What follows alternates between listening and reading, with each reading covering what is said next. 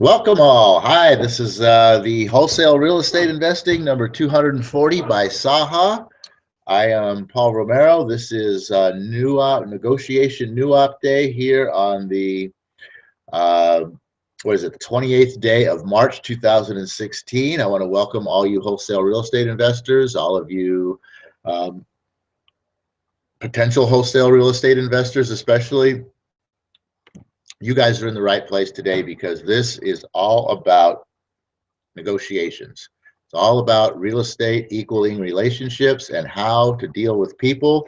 And what we study here on Negotiation New Op Day to hone our skills in that area is Dale Carnegie's masterfully written book, How to Win Friends and Influence People.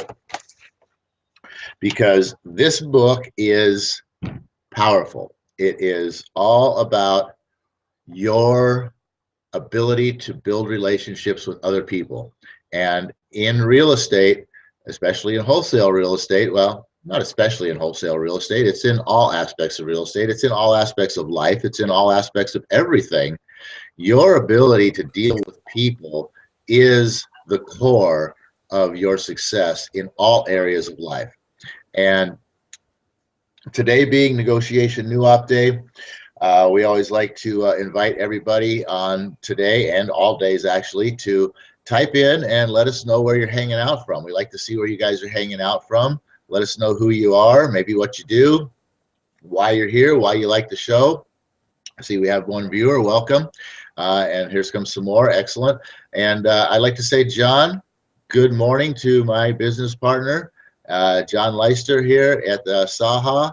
And how you doing, John? Where are you hanging out from? Hi, welcome to the show, Paul. Welcome everybody who's viewing and watching right now. I'm hanging out from Phoenix, Arizona. I'm in my bedroom. I was 1 minute late to the show actually because between this hangout and the other hangout that Paul and I do at 8 o'clock to 8:20, I had to ran up to the local convenience store there, grab myself a little bit of coffee, and noticed what an amazingly beautiful morning it is here in Phoenix. And I don't know why I'm doing the hangout from inside. I should be outside on the patio like I am every spring because of just how beautiful it is. So yeah, as Paul said, leave us a message, shoot us. I opened up the group chat comment bar here and I put that I was hanging from Phoenix. Feel free to go ahead and put in the comments bar where you're hanging out from and let us know who you are and where you're at, and let's connect, do some business together. And as Paul already had mentioned, it is Negotiation New Op Mondays, or New Op Day rather, Negotiation Day. And we talk about this book I'm holding right in my hand here, the How to Win Friends and Influence People by Dale Carnegie.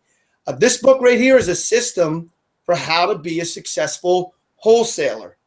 This is a system for how to negotiate, work with people, and not just the sellers, but also these tips and tricks or advice or whatever you want to call it from this book. It's not just good for negotiating the deal on the front end, the acquisition, but also for building your team, how to deal with employees, independent contractors, the title people, your attorney, your accountant, everybody on your power team, including the people you're selling properties to. This is just a great system for just how to, well, win friends and influence people pretty much.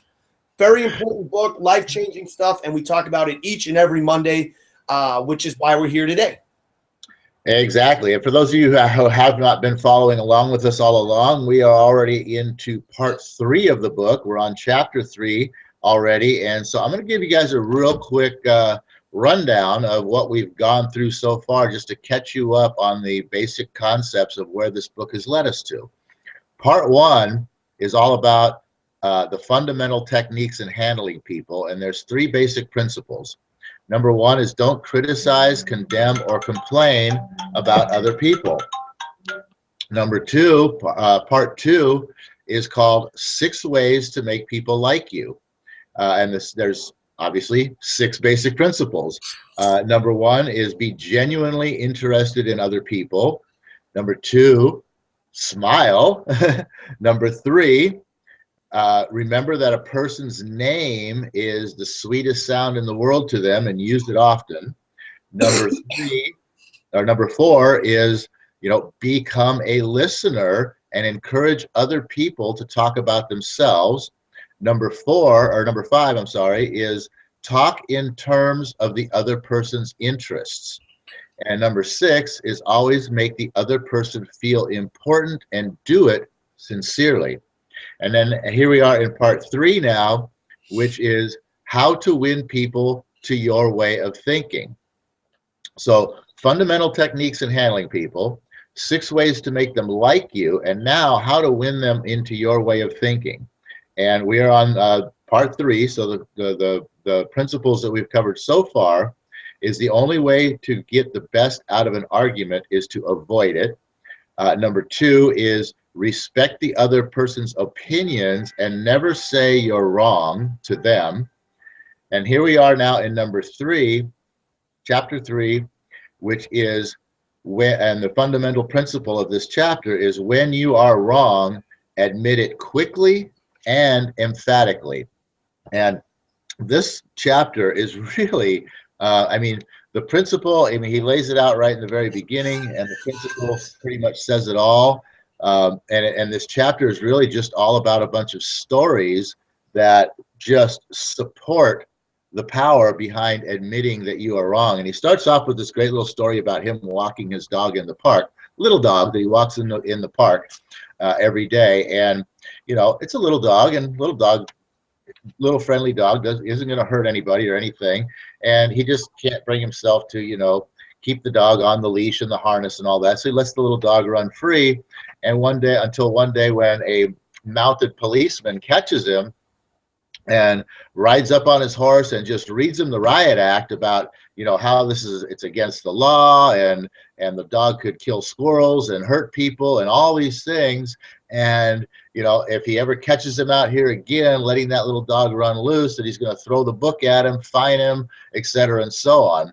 And so, he abides by the rules for about a week, and then he just can't handle seeing the little dog on the leash anymore. So, obviously he reaches down and unclips the leash and lets the little dog go, and the little dog takes off running up this little grassy knoll, and he's chasing behind him. And as soon as he breaks the crest of the grassy knoll, lo and behold, guess who's on the other side? Yeah, the very same mounted policeman who just a week ago read him the riot act. And he goes to say here that as soon as he saw the policeman, and his little dog Rex is heading right for the man on the horse. And as soon as he sees the policeman, he's thinking to himself, I knew I was in for it. I knew it. He says, so I went straight up to the policeman, and I didn't wait until the policeman started talking. I beat him to it. And I said, officer, you have caught me red-handed. I am guilty. I have no alibis, no excuses. You warned me last week that if I brought the little dog out here again without a muzzle and a leash, that you would find me. And the policeman says, well, now, in a very soft tone, I know it's a temptation to let a little dog like that have a run out here when nobody's around. Sure, it's a temptation, I replied, but it's against the law. Well, a little dog like that isn't going to harm anybody, the policeman says. No, but he may kill squirrels, I said. Well, now, I think you're taking this a bit too seriously, he told me. I'll tell you what you do. You just let him run over the hill there where I can't see him, and we'll forget all about it. And that's just a very, very powerful example of admitting your guilt and you being wrong or in the wrong right from the very beginning, and how that can very quickly change someone's undertone of being in a confrontational position to begin with, and ready to basically argue or prove their point, show you that you are wrong. But if you admit that you're wrong in the first place, then they have nothing to argue against. They have no place to go, and it will prove out 99% of the time that in doing so, you will win that person over into your way of thinking, which is to basically sort of, figure out a way that this really isn't a problem. You know what is really especially awesome about this book? For those of you who've been following along for the last almost year that we began going through each chapter of this book, how he makes the point or how he describes each principle in the book is through sharing of real life stories, real life situations. He shows you in this book the wrong approaches people have taken, and then he shows you the correct approaches of how people are taking. Now, the reason I'm pointing this out, and I think that Paul would agree with this, I had the opportunity this weekend to be a guest speaker over at a real estate training workshop here in Phoenix, where we went out to a property that was in the process of being rehabbed. It was part of a wholesale deal, and the wholesaler who found the deal had given a little talk about how he found it, how he contracted it, the price he got it at, and how he sold it to the investor, and how he built the relationship with both the seller and the investor so that he turned around and essentially made $15,000 doing a wholesale flip. Great deal, by the way, especially in the part of town that he was in where you're only talking about a property that's worth $35,000.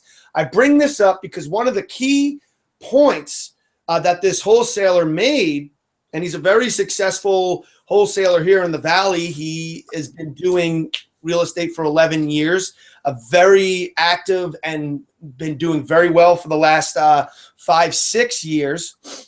And he's one of the top guys here in the Valley. And he's also known nationally as the fire damage king. He brought up how he was able to not only get the deal from the seller for this particular deal, but how he's gotten multiple deals from this seller, who happens to be a 70-year-old man who's an active investor with hundreds of properties all over the Valley, and how he was able to get this deal amongst many others from this seller. And he pointed out one thing, which my mind went back to this concept because of how this book is presenting the material. And that's through the sharing of stories. And I just wanted to point out that another little secret that's underlying everything in this book that really isn't being punched into your face is just how the book is written and how this book is selling you, me, the readers, on all the concepts engaged in each chapter here by sharing real life examples and real life stories of these concepts. And I bring that up because that's an important secret to dealing with and negotiating and winning friends and influence with people, and how I do it when I'm with the seller that may say, oh, I've got to move and I've already bought the house and I'm going to have 2 mortgage payments. And so I've got to sell this. And you say, oh, you share a story. Oh, I had a client one time who had to deal with 2 mortgage payments, and what a nightmare that was for them. They were barely able to make ends meet. They didn't want to just let the house go over here, but they had to move out of state and buy the other house. And they had 2 mortgage payments going, and they finally realized the best thing to do was sell the house. You see what I did right there? I shared a real life story about something to help with my negotiation, to help with my sale. I know this is a little off topic, Paul, from what this actual chapter is about, but the concept behind this entire book is teaching and influencing the reader by sharing stories, and how the stories that you can share with other people are going to be so key and so integral to your negotiations and to your abilities to win and influence people. I just really wanted to point that out about this book, because that's why this book is such an easy read, and that's why this book is so powerful in teaching these concepts. That's actually a really great point, because that the storyteller is the storyteller is people that emphatically listen to, and what are they listening to this story for? Because they're trying to gain some information out of the story, gain a lesson out of it, be entertained, obviously. So the more entertaining you can tell your stories, the more entertaining you can tell a story that delivers a message, the more somebody is likely to actually listen to the story and win them over to your side of thinking in how you deliver that story. So storytelling is a very huge factor in negotiating with other people. Just getting right into the nitty-gritty of talking about the facts and the house and the deal and all that stuff. There's certain personality types where that's going to be the more appropriate approach.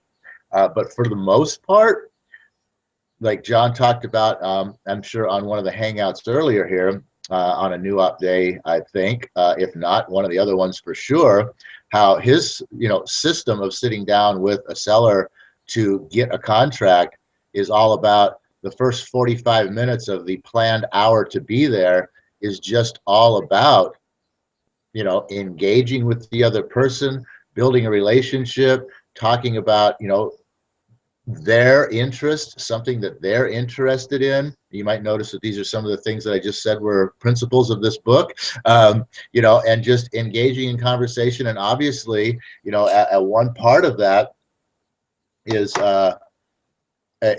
becoming a listener and encouraging others to talk about themselves and talk in terms of the other person's interests. So talking in terms of the other person's interest, when you can tell a story that relates to the other person's interest, if you're going to say anything during that 45 minutes, if you can relate a story that relates to a piece of their interest, that's a super powerful thing that really can win somebody over to, making people like you and win them over into your way of thinking. And getting back into the principle of the story here of admitting that you're wrong and doing it quickly and emphatically, one of the points he makes here after this story is it's powerful for you as well too, because isn't it much easier to listen to self-criticism than to bear condemnation from alien lips, from someone else? I mean, isn't it a whole lot easier for you to talk about, the things that you are weak at and that you are wrong at and that you don't know and all of those things than to hear somebody else, throw that upon you? It's way easier. It's much more easier for you to deal with that on yourself. And that's a real confidence builder, which confidence is a huge thing in this game with wholesale real estate. And so if you have somebody who is about ready to, and you can see that someone is about ready to. Another one it says here is, if we know we are going to be rebuked anyhow, isn't it far better to beat the other person to it and to do it ourselves? And what was the other thing he said? Something, say about yourself all the derogatory things the other person is thinking or wants to say or intends to say, and say them before that person has a chance to say them. The chances are 100 to 1 that a generous, forgiving attitude will be taken and your mistakes will be minimized, just as the mounted policeman did with him and Rex. So that's real powerful stuff right there for your own sake, Yes, absolutely. This chapter here, the principle, if you are wrong, admit it quickly and emphatically. And the examples that Paul shared from the book here about the story with the little dog and when the guy was approached by the cop, just coming out immediately admitting his fault. And that's the whole point here. One of the things, I have personal experience with this, and a lot has to do with my upbringing. And when you're in network marketing or you're in wholesale real estate, when you're a manager, basically what I'm trying to get at is when you're in a position where you're leading other people, where people are following you, you're putting together a team, you're a captain, you're a manager, you're the owner of a business, you're going to deal a lot with people who make mistakes. Some make more mistakes than others, some make less. The inevitable thing here is that people are always going to make mistakes. Now, what was drilled into me from a very young age by my father, whenever I did something wrong or I got in trouble at school or I did something I knew was going to make my parents upset, and I would go to my parents, I would start that conversation not with the admission of my guilt, but with a story, or I'm going to say a lame story, riddled with excuses and blaming other people and everything else to kind of take the heat off myself. And it would always result in the same response from my father. I don't give a shit about the excuses and what other people have done here or other friends of yours who have influenced you down this path. If they all jumped off I'm from New York. If they all jumped off the Empire State Building, would you follow them up to the observatory deck and jump with them? Sort of a thing. And so at a very early age, I was ingrained not to make excuses. Just, I fucked up. Here's what I did. And there's two reasons here. My dad always said, number one, excuses just pissed him off even more. He's like, if you made a mistake, just admit your mistake, apologize, promise to correct it, move on. Not only that, so, you know, if I did something and I wanted to win my father's favor, I knew better than to come up with a 10-minute song and dance about why the mistake occurred. 10-minute song and dance now becomes, let's eliminate all that bullshit and save ourselves some time and mutual respect here and just admit what I did wrong in 1 minute, rather than a 10-minute agonizing story that just further upset or gave that person ammunition to be even more upset with me. We skip all that. We cut to the chase. We admit our fault. We admit it and apologize for it sincerely. And the whole thing's over in a minute and a half. And then that person I'm admitting my guilt to, in this case, the story I'm talking about is my dad, he wouldn't yell at me as harshly. The punishment wouldn't be as great. And the conversation would be more like, you know, I'm really happy, son, you were able to make, almost like dumbfounded. Well, I was going to yell at you and beat you up on this, but I can't do that now because you've came out and fully admitted your mistake. And now we got to talk about a solution. That's so key. I had the luck of having that kind of ingrained to me as a kid. And now let's throw the shoes on the other feet here. And whenever somebody, and this is people on the team, you don't have to do this. Hey, I sent you 5 leads. Did you get out there this weekend? Oh, my son was sick, and then so-and-so called, and blah, blah happened, and then this, and oh, blah, blah, blah. And I'm sitting there going, 10, 15 minutes later, I said, so you didn't get to the tasks I sent you. That's the bottom line, right? And now I'm irritated because I've heard 15 minutes of excuses to sum up a 1-minute conversation. Yes or no? No. I didn't need all the other shit. Because think about when you're on the other side of the fence there. And that's how I'm not a unique person in any way, shape, or form in this regard. You know, the more in common or the more universal something feels to you, the more in common you have that same feeling with other people. The point here is that you just admit your mistake. You could save time and gain more respect. Yeah, another little storyline to kind of go along with that. Speaking of stories, and I'm sure, John, you can relate to this as well too, being from a construction background. How many times have you seen somebody screw up, and or yourself included, and when the boss or yourself being the boss was to go to this person who you knew was the one who screwed it up, or maybe you didn't, know who screwed it up. Maybe you, as the boss, weren't at the job site when the screw up happened, and you show up, and here's this blatant, obvious screw up just sitting there, and you just ask the question of the crew, "Hey, what happened here? How did this happen?" And all you get is, "Oh, wow. Oh, I don't know. How did that happen? I don't know how that happened. Who did that? I don't know. I don't know who did that." Well, somebody did it. It's there. It didn't just do itself. I own a paint business now, November of 2006. So I'll be in business now 10 years. And I still am part of this business to this day, though I have partners who now run the business. For me, it's sort of I guess I have the opportunity now. I'm a silent partner in the business. However, I do have the opportunity to run a crew once in a while, but I know it's been about 3 years since I ran the crews, that what Paul said there is the majority of people out there, when their mistake happens, and mistakes happen every day in construction, every day in paint work. It's just because you're dealing with, quite frankly, people who aren't into personal development, who aren't into bettering themselves, that their whole day is just something they have to pay attention to so they can get off work and start drinking and drugging. That's just the bottom line in construction. So you're not typically dealing with people who have any concept of having their own business or how to really work with people. And there's nothing more frustrating to me than the excuses I hear when a mistake's been made. And it would be a breath of fresh air. And if any of my painters happen to stumble into this hangout, it's very doubtful though, and you make a mistake, hey, even if it's not your mistake and you're the foreman, it is your mistake because you're supposed to be monitoring things, guys.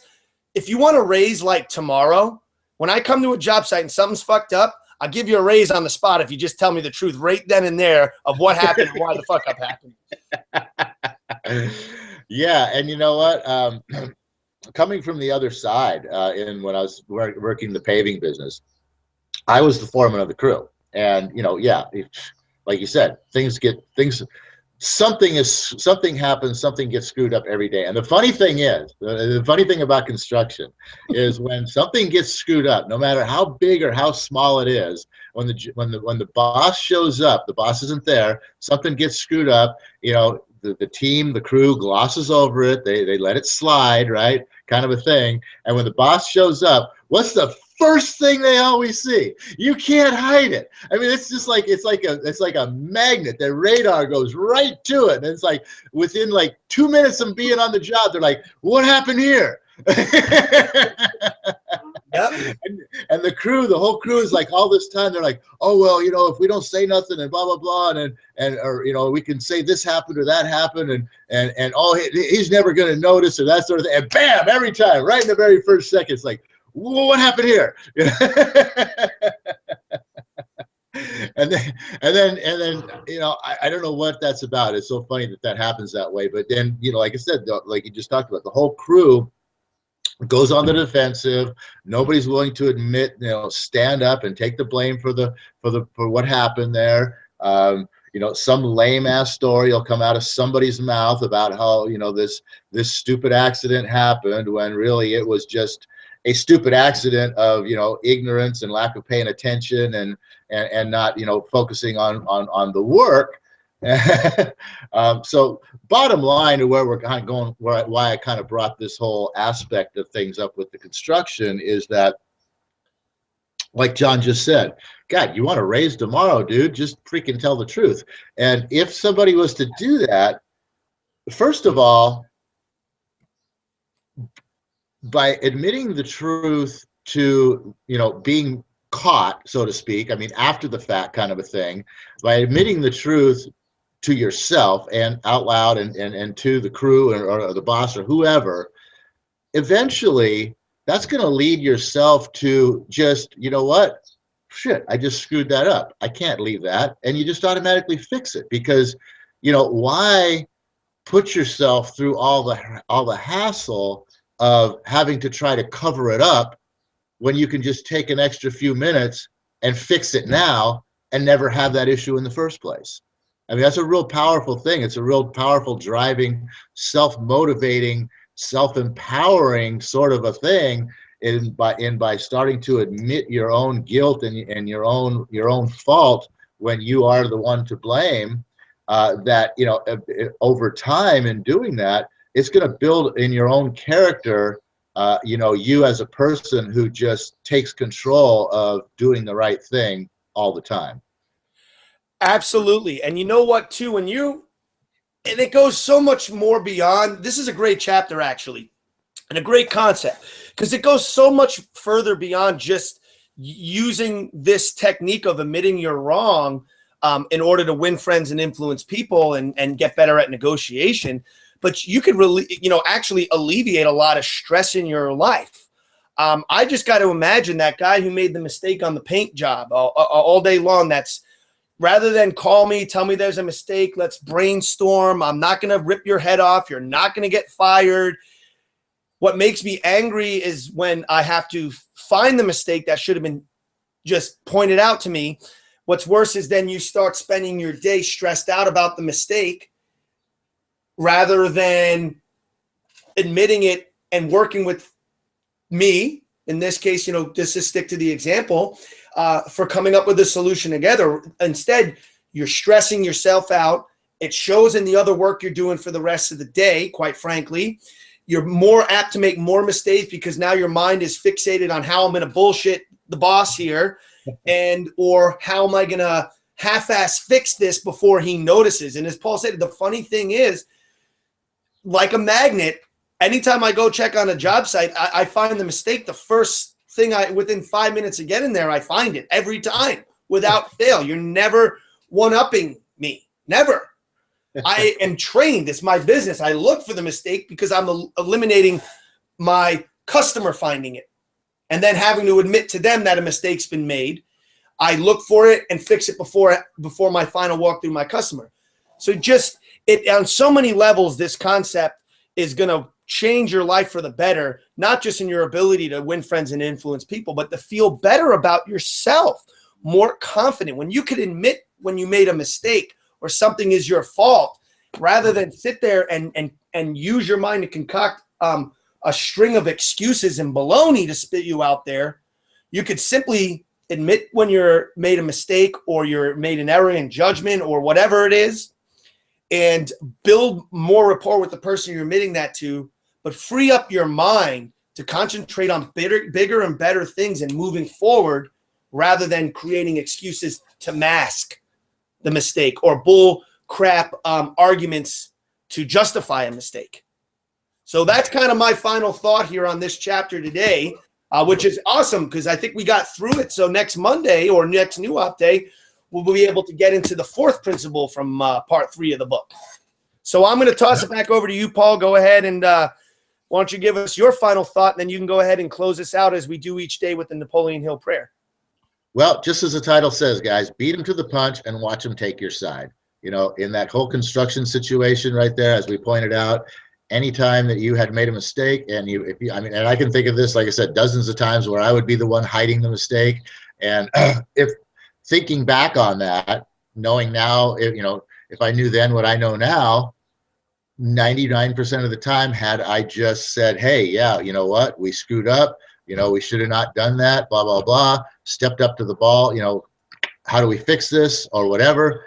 I can just see there not being the big, slap down that took place and having the boss just turn around and say, well, look, okay, all right, well, that's unfortunate that happened. Let's not let that happen again, every chance that we get.